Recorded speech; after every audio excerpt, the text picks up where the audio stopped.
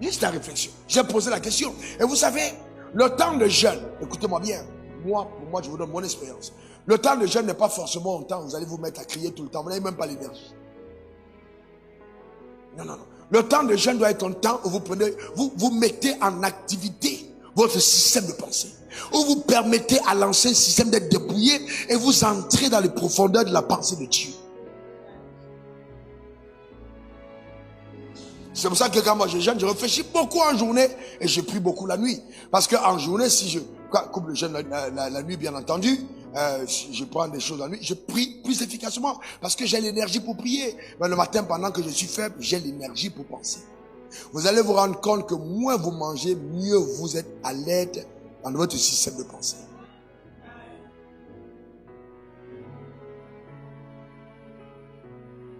Parce que l'être humain est un être tridimensionnel. Il y a l'esprit, l'âme et le corps. Et quand nous parlons de réflexion, nous parlons justement de ton âme. Et telle âme pense, telle elle est. C'est pourquoi l'embellie de ta vie passe par l'embellie de tes réflexions. Tant que tu n'as pas réfléchi, je te garantis, tu feras du surplace, clair et net. Il est important de réfléchir. Quand on parle de la réflexion, beaucoup de personnes pensent que ce sont les gens de la pensée positive. Non, rien à voir. Dieu travaille profondément avec la réflexion. Dans Abraham, la Bible dit dans Hébreux 11, verset 17 à 19, c'est par la foi qu'Abraham offrit Isaac, lorsqu'il fut mis à l'épreuve et qu'il offrit son fils unique, lui qui avait reçu les promesses, à qui il avait été dit, en Isaac sera nommé pour toi une postérité. Regardez, il pensait que Dieu est puissant. Il pensait que Dieu est puissant. Il pensait que Dieu est puissant. Personne ne lui a dit, voilà, le coup sur la puissance de Dieu, mais il pensait. Donc il a réfléchi en disant, mais si Dieu me demande mon fils, si Dieu me dit, donne-moi le fils, alors qu'il m'a déjà dit que ce fils est un fils de la promesse et que Dieu ne ment pas, Dieu a permis que sa réflexion l'amène dans les conclusions que Dieu a appelées foi. Il dit, je crois que Dieu est puissant et que si Dieu me demande mon fils, Dieu est capable et qu'il me demande le fils, qu'il meurt. Je crois que s'il meurt, Dieu est capable de le ramener à la vie. Mais entre-temps, il n'y a pas eu de résurrection sur la terre. Mais d'où lui vient ça? La pensée est capable de ta réflexion, t'amène dans des univers qui n'ont pas encore existé. La réflexion peut t'amener à voir des choses que tu n'as pas encore vues. La réflexion peut te voir avoir un ministère florissant alors que tu n'as même pas encore commencé le ministère. La réflexion va te donner de faire une intrusion dans le futur, de faire un voyage sur 50 ans en avance. Pourquoi? Parce que la réflexion te millions par mois, 200 millions par mois. Si tes dépenses c'est 201 millions, la pauvreté t'attend. Et c'est pourquoi on est étonné de voir, mais c'était un grand sportif, il gagnait beaucoup d'argent, mais comment est-ce qu'il peut être endetté? Simple, ton style de vie est une prophétie. Ton style de vie est une prophétie. Et c'est pour ça qu'il est très dangereux dans la vie de vivre en copiant les autres. Parce que tu ne connais pas exactement quelles sont leurs sources de revenus. Donc il faut de l'intelligence. Et moi dans ma vie, pour pouvoir construire, j'ai pris beaucoup de temps dans la réflexion.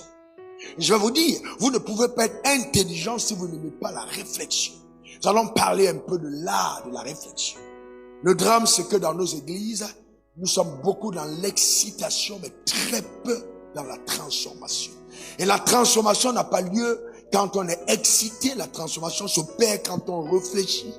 Si je veux sortir d'un palier pour aller à un autre, je dois activer le levier de la réflexion. La prière n'est pas le levier qui doit intervenir tout de suite. Parce que même pour prier, il faut que je réfléchisse pour savoir dans quel axe j'ai besoin d'adresser la prière à Dieu. Quand on a tous les versets bibliques, tous ne sont pas utiles. Dans une situation précise, il y a un verset qui peut décanter la situation. La réflexion va t'aider dans ce sens. C'est en ce sens que le type de message que nous écoutons ce matin, c'est ce qui bâtit les hommes.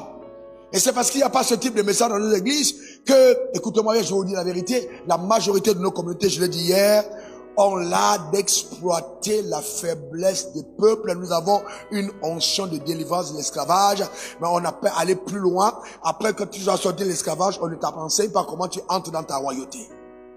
La mentalité d'esclave n'est pas celle qui te fera régner, jamais de la vie. Il faut une nouvelle mentalité. Si tu n'as pas pris le temps de renouvellement de ton intelligence, jamais tu n'entreras à la terre promise, alors que la pensée de Dieu quand il te sortait d'Égypte, c'était pour t'amener sur ton trône. Ce qui te donnera de t'asseoir sur ton trône, c'est justement le temps que tu auras pris d'activer le levier de la réflexion. Réfléchis. On n'aime pas la réflexion. Ça veut dire que la sagesse dit, je ne peux pas être déployé tant que le levier de la réflexion n'est pas présent.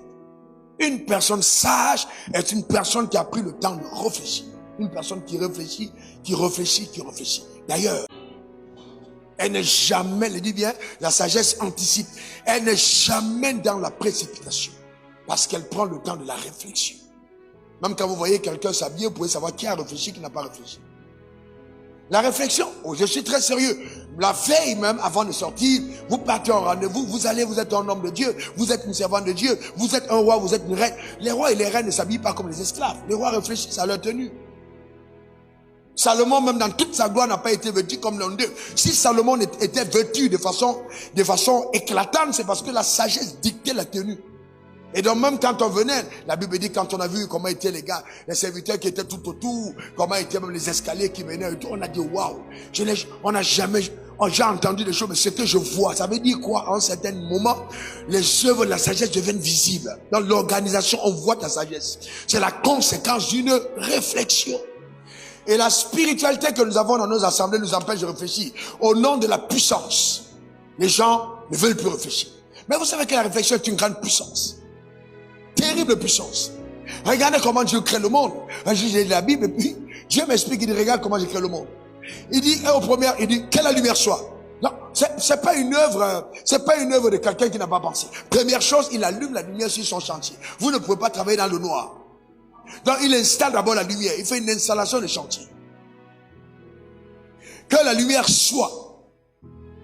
Il vit que la lumière était bonne, il sépare la lumière avec les ténèbres. Vous allez vous rendre compte qu'après, il va d'abord créer la terre, il va séparer la terre avec les eaux, et quand il va amener les poissons, c'est parce qu'il connaît exactement quel est le biotope dans lequel le poisson s'épanouira.